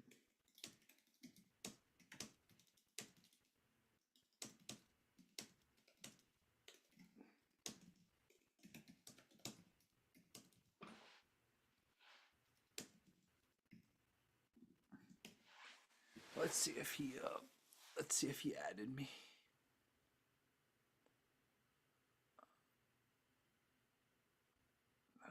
Did he add me?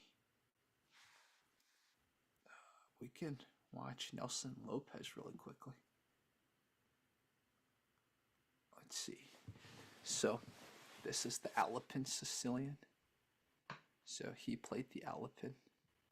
Let's see, 1, 2. He has his double bishops. So let's see. Takes. So it's a good move. And then, right, if he advances there, he's got. So.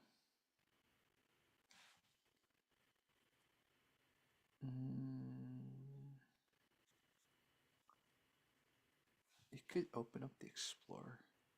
Oh, never mind. It's a 10-minute game. Let's see if genuine. The genuine. I don't know. I don't know if that viewer genuine still wants to. I mean, I literally put it up there. So if he wanted to add me, so. Anyways, this National Masters thing. By the way, this is Chess Vibes. We're watching. Offering to trade bishops. Because if you trade the bishops, you can't go there anymore. But, ooh, he says go ahead because you will open up my rook file.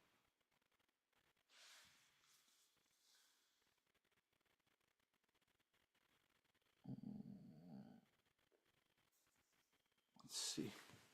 So he trades the rooks. Ooh, he captures with his queen. Ooh. Is he going to develop his knight? Yeah, okay. Called it. Nelson Lopez, aka Chess Vibes. Probably going to castle this way.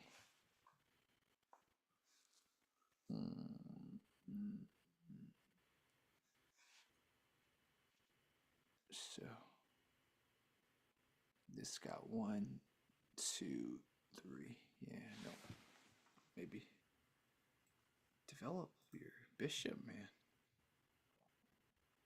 He's attacking the queen immediately. Queen can. Yeah, queen's got nowhere. Queen got to retreat.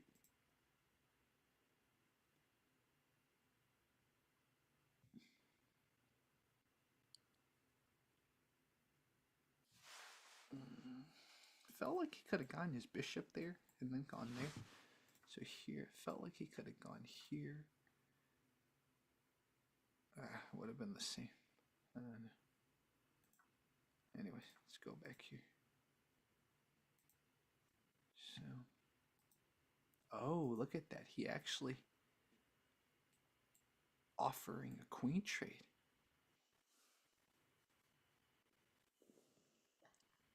Ooh. Tempting, right? Nope, he doesn't want the queen trade. X-raying here at the pawn. So if he castles here, right?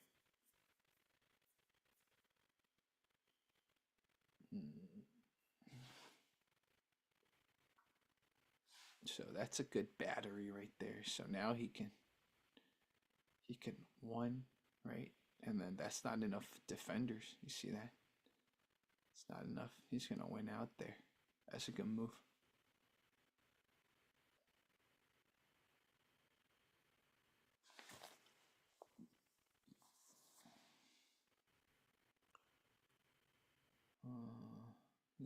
Here, here.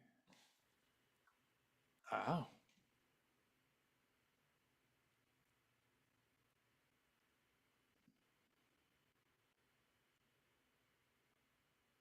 What is he gonna do with his bishop? His bishop's just hanging out here. There it is. And he does have a semi-open file here.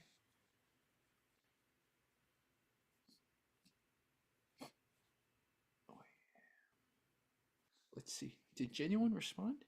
Viewer Genuine didn't respond.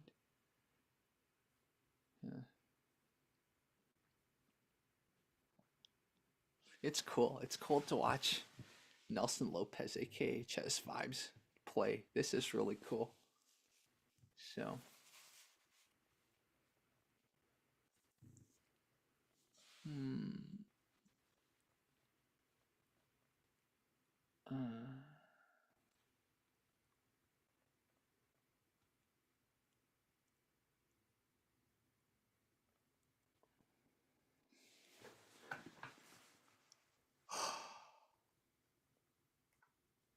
okay, he finally castles.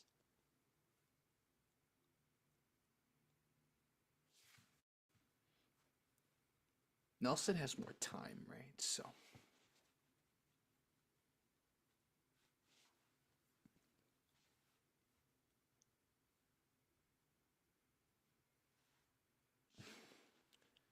now if he goes, right, it'll be 1, 2, 3, 4, 5, 6, 7. He still would have won out in that exchange. But now he's got a tempo on the bishop. Let's see.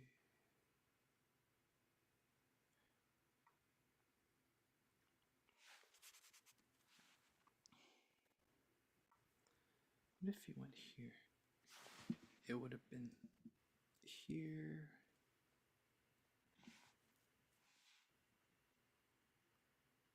Here, he would have gone a tempo on the queen, but then the queen could have gone here, or no, not here though. Could have gone. I guess it would go here. Yeah, but you would have had a knight more centralized. Anyways, so he trades the knights. Ooh, he wants to maintain this X-ray here. Attacking here. So now 4 attackers, 4 defenders.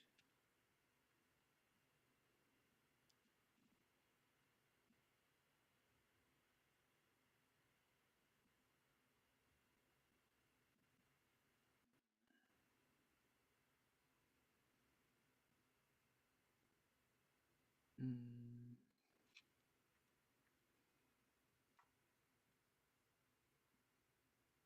Mm.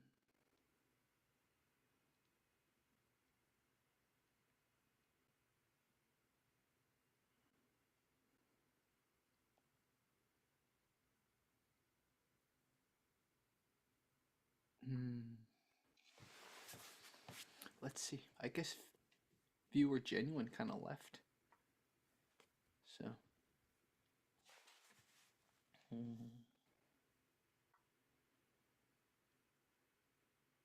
That's an interesting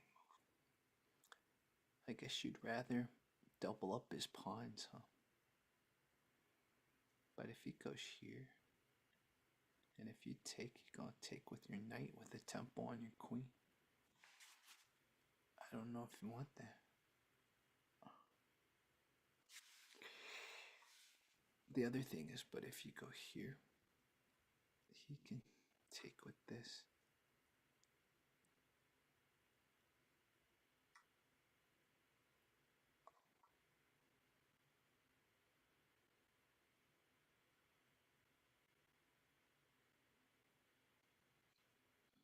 Probably go here. Or here. Probably that's easier.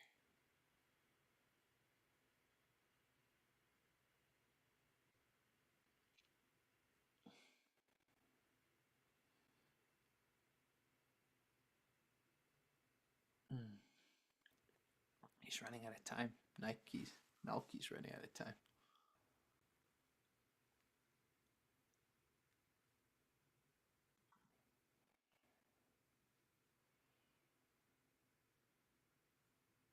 I think that was a miss. What tactic is he not getting?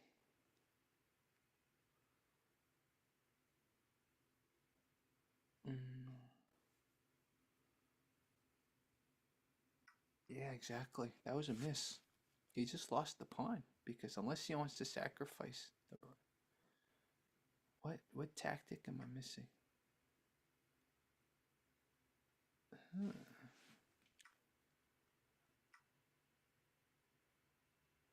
Mm. He's got a pass pawn though.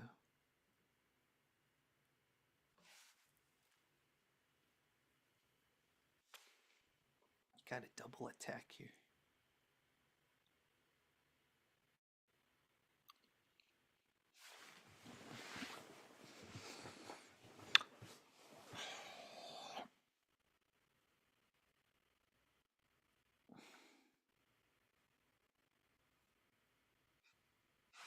Let's see.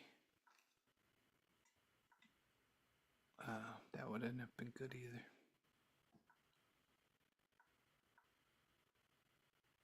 It's even now.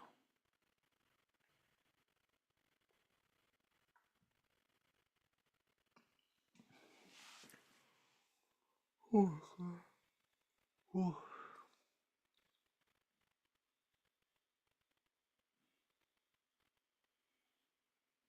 Where is them? Mm.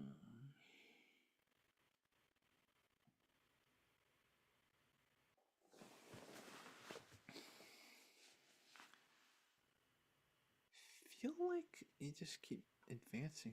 Nope, I guess not.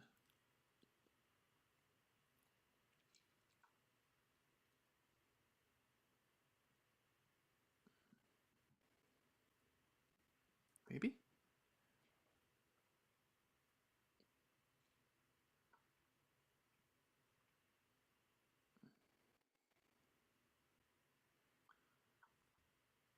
Ooh, that's a nice pin.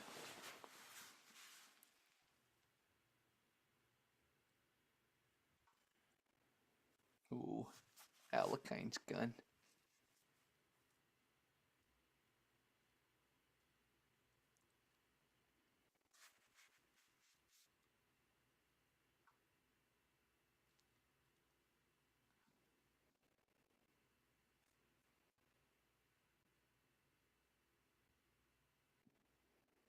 That was a great move.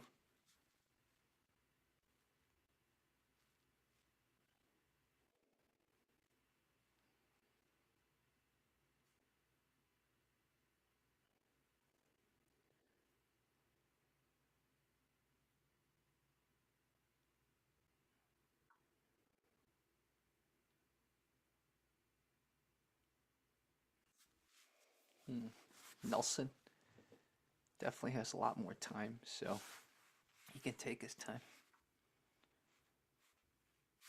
Notice there's two defenders, right?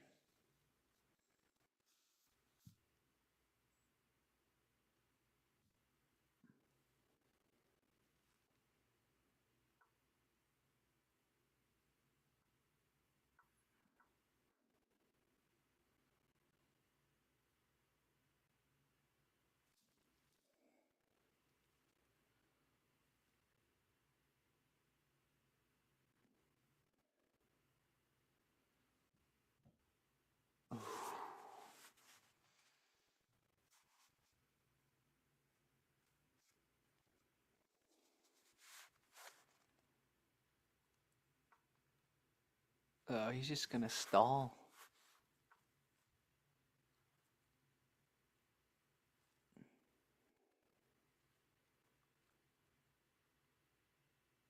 I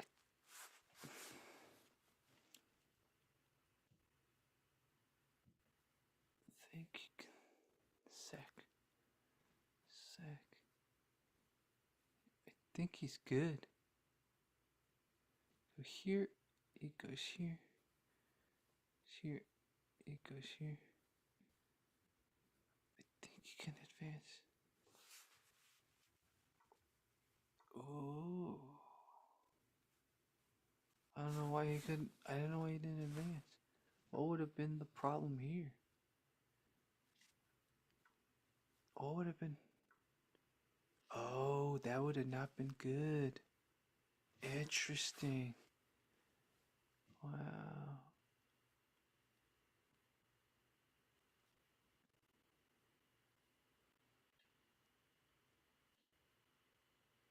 Wow. So now they're just gonna play speed chess now.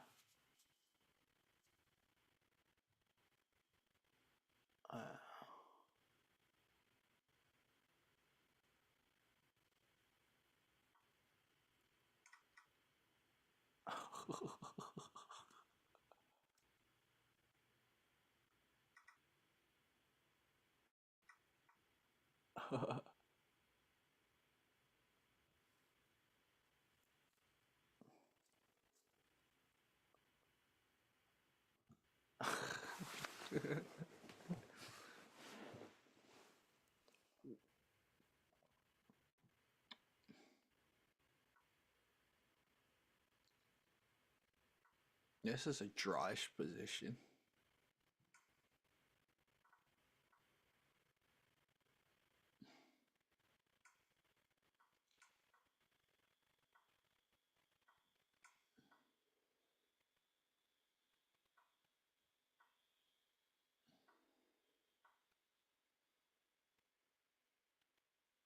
This is crazy.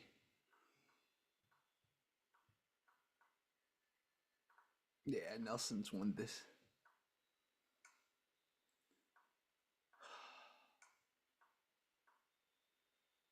Ah, nice.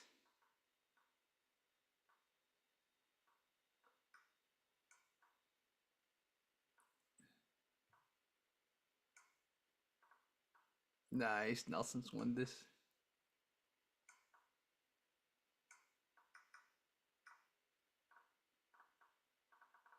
Nice. He's got the roller going on. Yeah, dude, Nelson won this. Wow, that was good. That was awesome. That was cool. It's cool to watch Nelson. All right, guys. I think this is it, man.